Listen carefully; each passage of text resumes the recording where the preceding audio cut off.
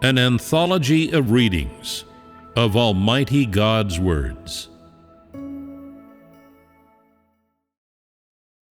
God and man will enter into rest together.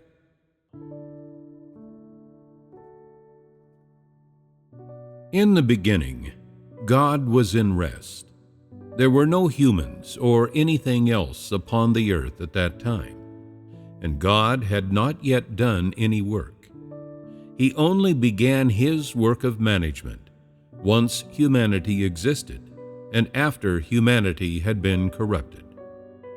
From that point on, he no longer rested, but instead began to busy himself among humanity. It was because of humanity's corruption that God lost his rest, and also because of the archangel's rebellion. If God does not defeat Satan and save corrupted humanity, he will never again be able to enter into rest. As man lacks rest, so does God. And when he rests once more, humans will too. Living in rest means a life without war, without filth, and without any persisting unrighteousness. This is to say, it is a life devoid of Satan's disruptions and Satan's corruption, and nor is it prone to the invasion of any force in opposition to God. It is a life in which everything follows its own kind and can worship the Lord of creation, and in which heaven and earth are entirely tranquil. This is what is meant by the words restful life of humans. When God rests, unrighteousness will no longer persist upon the earth, nor will there be any further invasion from enemy forces, and humankind will enter a new realm. No longer be a humanity corrupted by Satan, but rather a humanity that has been saved after having been corrupted by Satan. Humanity's day of rest will also be God's day of rest. God lost his rest due to humanity's inability to enter into rest, not because he had originally been unable to rest. Entering into rest does not mean that everything stops moving or ceases to develop, nor does it mean that God stops working or that humans stop living. The sign of entering into rest will be when Satan has been destroyed, when those wicked people who joined it in its evil doing have been punished and wiped out, and when all forces hostile to God cease to exist. God entering into rest means that he will no longer carry out his work of humanity's salvation. Humanity entering into rest means that all of humanity will live within God's light and under his blessings, devoid of Satan's corruption, and no more unrighteousness will occur. Under God's care, humans will live normally upon earth. When God and humanity enter into rest together, it means that humanity has been saved and that Satan has been destroyed, that God's work in humans is entirely complete. God will no longer continue to work in humans, and they will no longer live under Satan's domain. As such, God will no longer be busy, and humans will no longer be constantly on the move. God and humanity will enter into rest simultaneously. God will return to his original place, and each person will return to their respective place. These are the destinations in which God and humans will reside once God's entire management is finished. God has God's destination, and humanity has humanity's destination. While resting, God will continue to guide all humans in their lives upon earth. And while in His light, they will worship the one true God in heaven. God will no longer live among humanity, nor will humans be able to live with God in His destination. God and humans cannot live within the same realm. Rather, both have their own respective manners of living. God is the one who guides all of humanity, and all of humanity is the crystallization of God's management work. Humans are the ones who are led, and are not of the same substance as God. To rest means to return to one's original place. Therefore, when God enters into rest, it means He has returned to His original place. He will no longer live upon the earth, or be among humanity to share in their joy and suffering. When humans enter into rest, it means that they have become true objects of creation. They will worship God from upon the earth and live normal human lives. People will no longer be disobedient to God or resist Him, and will return to the original life of Adam and Eve. These will be the respective lives and destinations of God and humans after they enter into rest. Satan's defeat is an inevitable trend in the war between it and God. As such, God's entering into rest after the completion of His management work, and humanity's complete salvation and entrance into rest, have likewise become inevitable trends. Humanity's place of rest is on earth, and God's place of rest is in heaven. While humans worship God in rest, they will live upon the earth. And while God leads the rest of humanity in rest, He will lead them from heaven, not from earth. God will still be the Spirit, while humans will still be flesh. God and humans both rest in a different manner. While God rests, He will come and appear among humans. While humans rest, they will be led by God to visit heaven, as well as to enjoy life there. After God and humanity enter into rest, Satan will no longer exist. Likewise, those wicked people will also cease to exist. Before God and humanity rest, those wicked individuals who once persecuted God on earth, as well as the enemies who were disobedient to Him there, will already have been destroyed. They will have been eradicated by the great disasters of the last days. Once those wicked people have been utterly annihilated, earth will never again know Satan's harassment. Only then will humanity obtain complete salvation, and God's work be thoroughly finished. These are the prerequisites for God and humanity to enter into rest. The approach of the end of all things indicates the completion of God's work, as well as an end to humanity's development.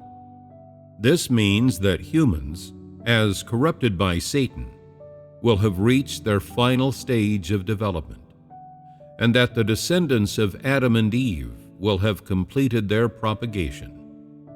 It also means that it will be impossible for such a humanity, having been corrupted by Satan, to continue to develop.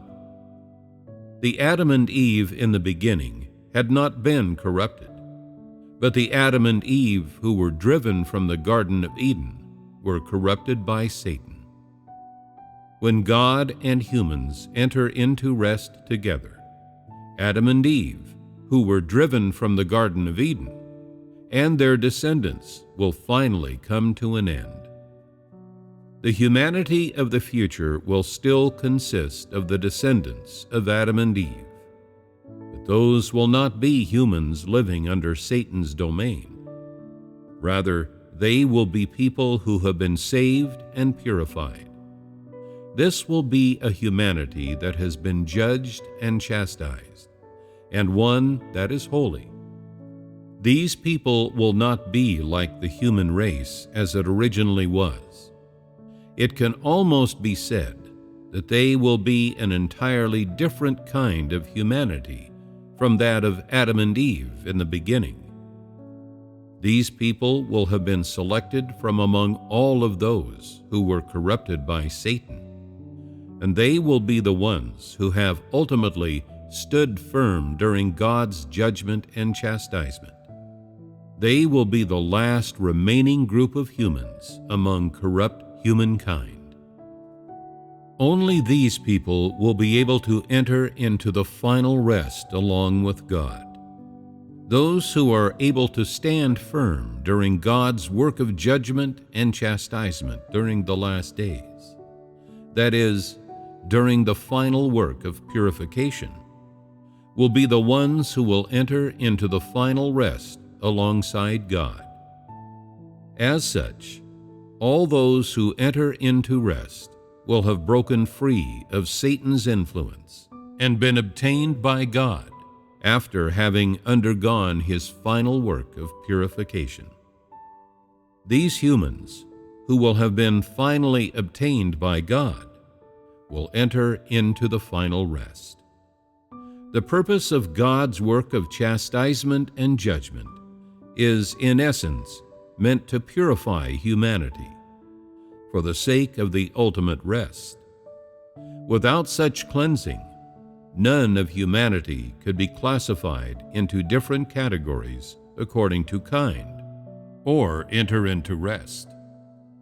This work is humanity's only path to enter into rest.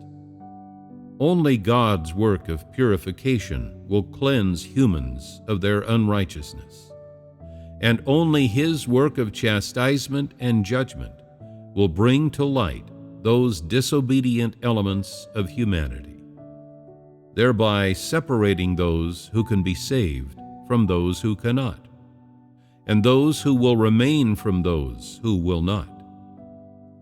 When this work ends, those people who are allowed to remain will all be cleansed and enter a higher state of humanity, in which they will enjoy a more wonderful second human life upon the earth. In other words, they will commence their human day of rest and coexist with God. After those who are not allowed to remain have been chastised and judged, their true colors will be entirely exposed, after which they will all be destroyed, and, like Satan, will no longer be permitted to survive upon the earth. The humanity of the future will no longer include any of this type of people. Such people are not fit to enter the land of the ultimate rest, nor are they fit to join in the day of rest that God and humanity will share, for they are the targets of punishment and are wicked, unrighteous people. They were redeemed once, and they have also been judged and chastised. They also once rendered service to God. However, when the final day comes, they will still be eliminated and destroyed due to their wickedness and as a result of their disobedience and inability to be redeemed. They will never again come into being in the world of the future, and will no longer live among the human race of the future. Whether they are spirits of the dead or people still living in the flesh, all evildoers and all those who have not been saved will be destroyed once the holy among humanity enter into rest. As for these evil-doing spirits and humans, or the spirits of righteous people and those who do righteousness, regardless of what era they are in, all those who commit evil will ultimately be destroyed, and all those who are righteous will survive. Whether a person or spirit will receive salvation is not entirely decided on the basis of the work of the final age.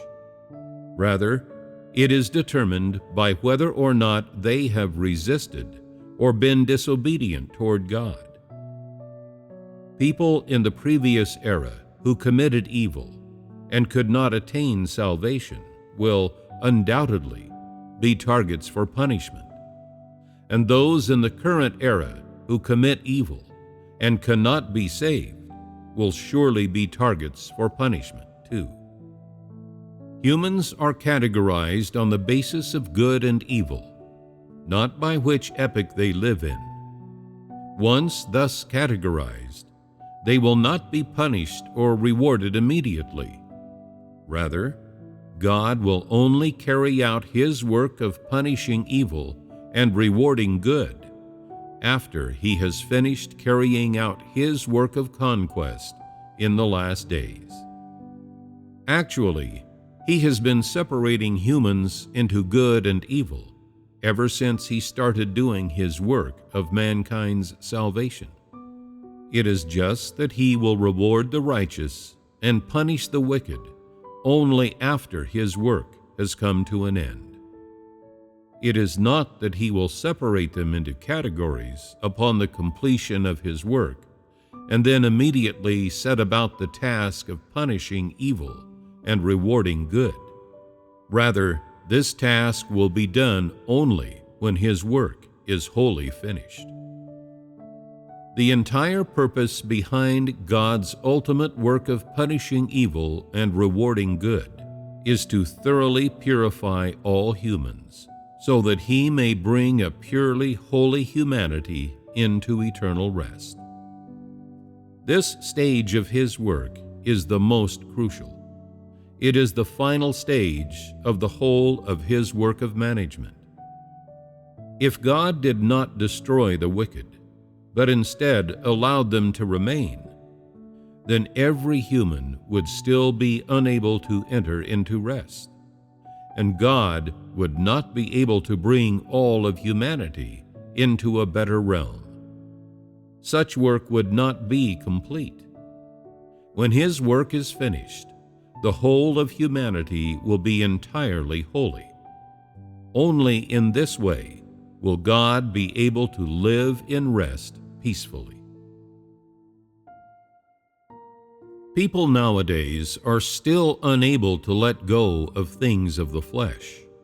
They cannot give up the enjoyment of the flesh, the world, money, or their corrupt dispositions. Most people go about their pursuits in a perfunctory manner. Actually, these people do not harbor God in their hearts at all. Even worse, they do not fear God. They do not have God in their hearts, and so they cannot perceive all that God does, and much less are they capable of believing the words He utters. Such people are too much of the flesh. They are too deeply corrupted and lack any truth whatsoever. What is more, they do not believe that God can become flesh. Anyone who does not believe in God incarnate, that is, anyone who does not believe in the visible God or in His work and words, and instead worships the invisible God in heaven, is a person who does not have God in their heart. Such people are rebellious and resistant to God. They lack humanity and reason, to say nothing of truth. Moreover, for these people, the visible and tangible God all the more cannot be believed. Yet they consider the invisible and intangible God to be most credible and most gladdening. What they seek is not the actual truth, nor is it the true essence of life, much less is it God's will. Rather, they seek excitement. Whichever things can most enable them to fulfill their own desires are, without a doubt, what they believe in and what they pursue. They only believe in God in order to satisfy their own desires, not to seek the truth. Are such people not evildoers? They are extremely self-confident, and they do not at all believe that God in heaven will destroy such good people as themselves. Instead, they believe that God will allow them to remain, and moreover, will reward them handsomely due to having done many things for God and displayed considerable loyalty toward Him. If they were to also pursue the visible God, as soon as their desires were not met, they would immediately strike back against God or fly into a rage. They show themselves to be vile little dogs who are always just seeking to satisfy their own desires. They are not people of integrity in pursuit of the truth. Such people are the so-called wicked ones who follow Christ. Those people who do not seek the truth cannot possibly believe the truth, and are all the more unable to perceive humanity's future outcome. For they do not believe any work or words of the visible God, and this includes not being able to believe in humanity's future destination. Therefore, even if they follow the visible God, they still commit evil and do not at all seek the truth, nor do they practice the truth that I require. Those people who do not believe that they will be destroyed are, conversely, the very ones who will be destroyed. They all believe themselves to be so clever, and they think that they themselves are people who practice the truth.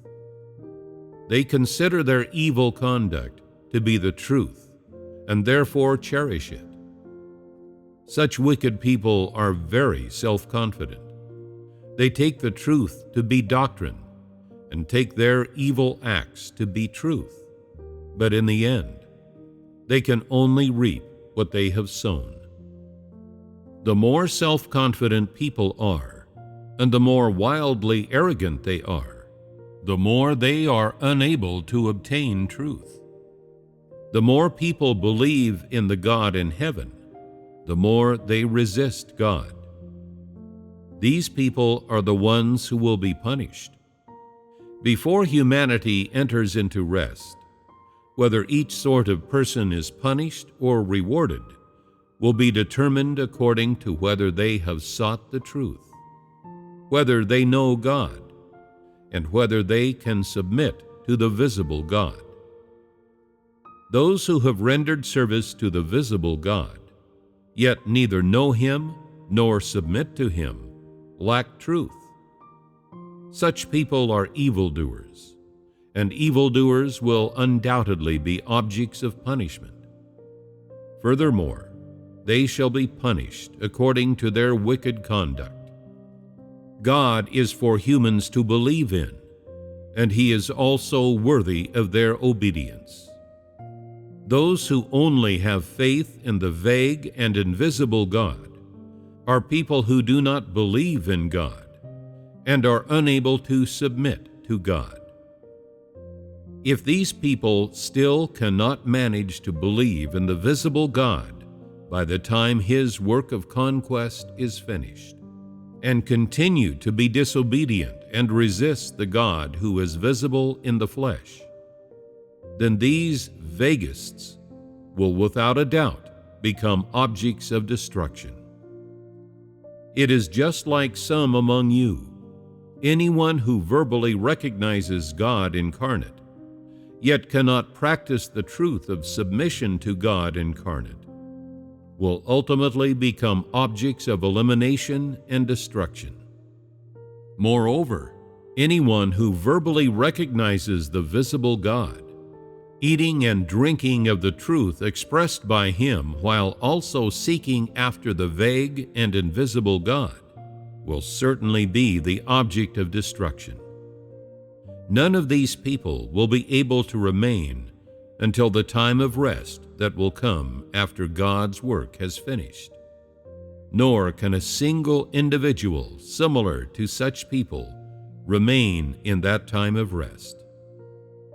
Demonic people are those who do not practice the truth. Their essence is one of resistance and disobedience to God, and they do not have the slightest intention of submitting to Him. Such people will all be destroyed. Whether you have truth and whether you resist God depend on your essence, not on your appearance or how you might occasionally speak or conduct yourself. Whether or not an individual will be destroyed is determined by one's essence. It is decided according to the essence revealed by one's behavior and one's pursuit of the truth. Among people who are the same as each other in that they are doing work and who do similar amounts of work, those whose human essences are good and who possess truth are the people who will be allowed to remain, while those whose human essences are evil and who disobey the visible God are those who will be objects of destruction. All of God's work or words related to humanity's destination will deal with people appropriately according to each individual's essence. Not the slightest error will occur, and not a single mistake will be made. It is only when people do work that human emotion or meaning enters the mix. The work God does is most appropriate. He absolutely does not bring false claims against any creature. There are currently many people who are unable to perceive humanity's future destination and who do not believe the words I utter. All those who do not believe, as well as the ones who do not practice truth, are demons. Nowadays, those who seek and those who do not are two entirely different types of people, whose destinations are also very different. Those who pursue knowledge of the truth and practice the truth are the ones to whom God will bring salvation. Those who do not know the true way are demons and enemies. They are the descendants of the archangel and will be objects of destruction. Even those who are pious believers of a vague God, are they not also demons? People who possess good consciences but do not accept the true way are demons. Their essence is one of resistance to God. Those who do not accept the true way are those who resist God. And even if such people endure many hardships, they will still be destroyed. All those who are unwilling to relinquish the world, who cannot bear to part with their parents, and who cannot bear to rid themselves of their own enjoyments of the flesh, are disobedient to God, and all will be objects of destruction. Anyone who does not believe in God incarnate is demonic, and moreover will be destroyed. Those who have faith but do not practice the truth, those who do not believe in God incarnate, and those who do not at all believe in God's existence, will also be objects of destruction. All those who will be allowed to remain are people who have undergone the suffering of refinement and stood firm. These are people who have truly endured trials. Anyone who does not recognize God is an enemy. That is, anyone who does not recognize God incarnate, whether or not they are inside or outside this stream, is an antichrist.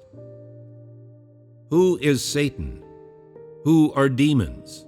And who are God's enemies, if not resistors who do not believe in God? Are they not those people who are disobedient to God? Are they not those who claim to have faith, yet who lack truth? Are they not those who merely seek to obtain blessings while being unable to bear witness for God? You still mingle with those demons today and bear conscience and love toward them. But in this case, are you not extending good intentions towards Satan? Are you not in league with demons? If people these days are still unable to distinguish between good and evil, and continue to blindly be loving and merciful without any intention of seeking God's will, or being able in any way to harbor God's intentions as their own, then their endings will be all the more wretched. Anyone who does not believe in the God in the flesh is an enemy of God. If you can bear conscience and love toward an enemy, do you not lack a sense of righteousness? If you are compatible with those which I detest and with which I disagree, and still bear love or personal feelings toward them, then are you not disobedient? Are you not intentionally resisting God? Does such a person possess truth? If people bear conscience toward enemies, love for demons, and mercy for Satan, then are they not intentionally disrupting God's work?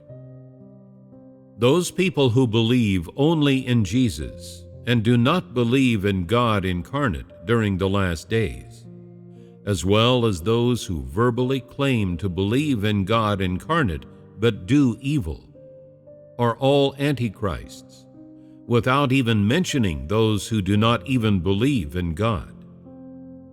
All these people will be objects of destruction.